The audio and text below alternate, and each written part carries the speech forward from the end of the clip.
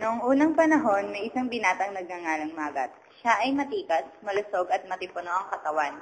Isang araw, dahil sa kanyang mapangahas na pakikipagsapalaran, higit na malayo ang kanyang narating.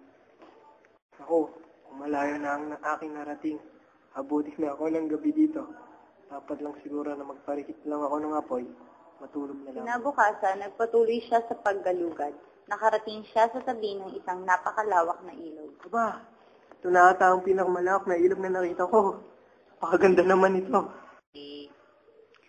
Sa ilalim ng puno ng balete ay may isang napakagandang dalaga. Napakaganda ng dalagang iyan. Ako ata yung mag-ibig na sa kanya. Aba, isang malaking ahas. Ang halip ang magandang dilag. Payagan mo nawa ako na mapangasawa ka. Pumapayag ako sa isang kondisyon. Huwag mo akong titignan pagtanghalian. Kalaunan, nabagot si Magat at sumidhi ang kanyang pagtataka. Isang tanghaling tapat, sinuway niya ang kanyang pangako at sinilip ang asawa sa silid. Isang buhaya!